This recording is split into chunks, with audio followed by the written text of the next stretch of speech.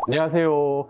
피부에 답을 드리는 앤서쌤입니다. 올해도 덥고 습한 여름 날씨가 시작됐습니다. 강한 자외선은 피부 노화를 촉진시키고 선크림을 지우는 과정에서 강한 클렌징을 통해서 피부 장벽이 쉽게 무너질 수 있습니다. 그렇게 되면 피부가 건조해지고 탄력감이 떨어질 수 있는데요. 그래서 피부 탄력 저하와 처짐을 해결하기 위해서 오시는 분들이 많은데요. 많고 많은 리프팅 기계의 종류, 어떤 리프팅을 받으셔야 하실지 고민되시나요?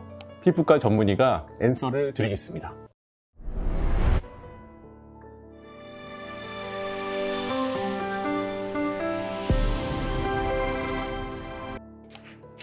앤서.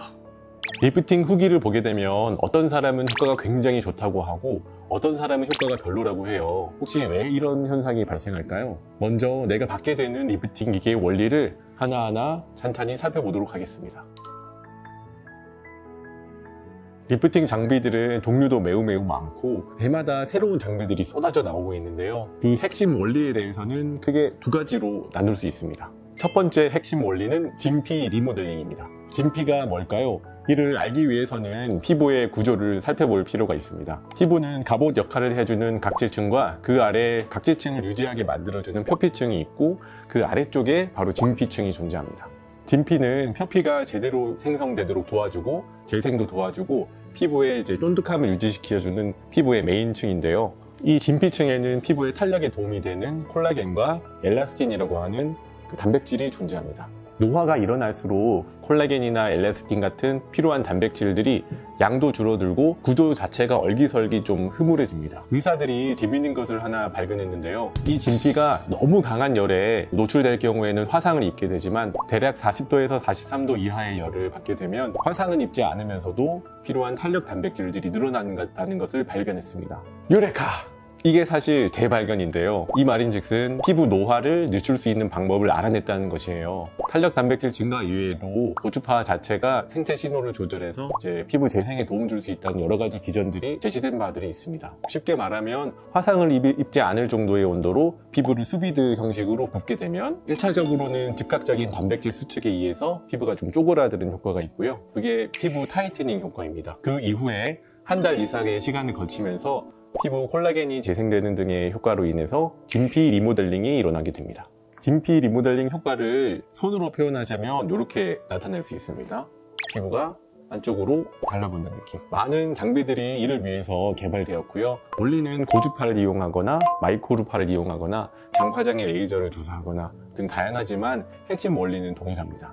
둘째 원리는 고강도 집속 초음파, 다시 말하면 하이프라고 부르는 방식입니다. 초음파 에너지를 돋보기처럼 한 곳으로 초점이 모이게 해서 근막이나 피하 지방에 자극을 줘서 근막을 수축시키고 일부 피하 지방을 조금 녹이는 효과가 있습니다.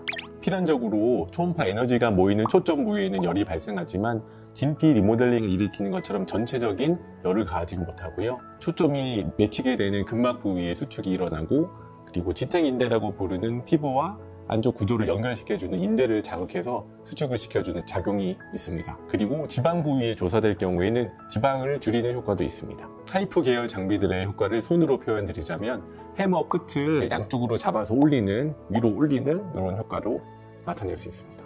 쭉. 물론 하이프 장비도 진피층을 타겟으로 할 수 있는 깊이가 존재하지만 진피를 타겟으로 하는 더 좋은 장비들이 많이 있고 잘못하면 화상을 입는 등의 부작용이 있을 수 있기 때문에 진피층 치료를 위해서 메인스트림으로 쓰지는 않습니다. 이제 왜 병원마다 효과가 다른지에 대해서 설명을 드릴게요. 매우 중요한 질문인데요. 리프팅의 핵심 원리를 얼마나 잘 이해하고 시술했는지의 차이라고 봅니다. 공장 기계처럼 하는 것이 아니라 개개인의 얼굴형과 특성에 따라서 조금 개별적으로 차이를 두고 시술해야 합니다. 고주파 장비 같은 그 진피 리모델링 장비들은 일부 병원에서는 화상과 같은 부작용을 줄이기 위해서 에너지의 강도를 줄이고 시술 시간도 줄여서 하는 경우들이 있습니다. 물론 굳이 부작용을 감소하면서 강하게 할 필요는 없지만 그래도 임계치 이상의 시간을 해줘야지 리프팅의 효과가 있기 때문에 최대한 꼼꼼하게 시술해주는 병원으로 찾아가서 시술을 받는 것을 추천드립니다. 얼굴에는 지탱 인대라고 부르는 피부를 잡아주는 인대층과 여러 가지 근육들이 있는데요. 그 초음파 시술인 하이프 장비의 경우에는 이런 구조를 잘 이해하고 시술하는 것이 중요합니다. 개개인마다 신경 쓰이는 부분들이 다르기 때문에 피부과 전문의와 상담을 하시고 본인에 맞는 피부 시술을 받는 것을 추천드립니다. 잠깐 앤서 타임. 사실은 리프팅 기기에만 의존하지 않고 필요한 경우에는 필러라던가 보톡스, 스킨 부스터 등의 다른 시술을 병합해서 시술할 경우에 효과가 훨씬 좋은 경우들이 많습니다. 이에 대해서는 다음에 기회가 되면 소개시켜드리고 오늘은 리프팅 기기에 한정해서 말씀드리겠습니다. 진피 리모델링 시술들은 20대 이후에 모든 사람들에게 추천드릴 수가 있는데요. 노화는 20대부터 일어나게 되고 그 첫 피크는 30대에 일어나고 둘째 피크는 60대, 세 번째 피크는 70대에 일어나게 됩니다. 그래서 피부도 주기적으로 운동을 해줘야 되는데요. 진피 리모델링을 시키는 이런 고주파 계열의 시술이 바로 피부의 운동이라고 생각합니다. 20대에는 피부 리프팅 시술을 하면 효과가 매우 좋습니다. 다만 나이가 드실수록 같은 시술을 하더라도 효과가 좀 떨어지는 것을 알 수 있습니다.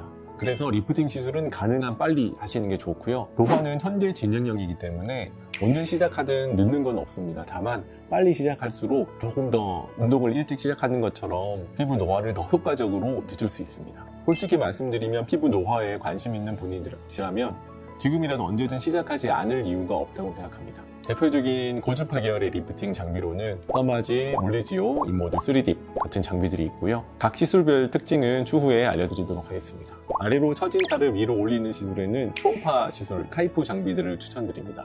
카이프 장비들은 턱 라인을 만드는 데 조금 더 도움되는데요. 텐세라, 울세라, 리프테라, 브이로, 슈링크 등등의 장비들이 이에 해당합니다. 또한 고주파 기기이긴 하지만 인모드의 특수 팁 중에서 FX라고 부르는 지방 파괴하는 팁도 지방이 많으신 분들에게는 지방 감소를 위해서 도움되고 특히나 이중턱에도 같이 시술하시면 좋습니다. 리프팅 기기들만으로는 꺼진 부분이 새어 오르지 않기 때문에 진피 리모델링 시술들은 하시지만 결국에는 필러나 지방 이식 등의 다른 시술들을 병행하는 것이 좋을 것 같습니다. 페임이 심한 분들은 사실 시술할 때는 오히려 좋은데요. 왜냐하면 페임을 해결하면 훨씬 더 어려 보이는 효과를 얻기 쉽기 때문입니다.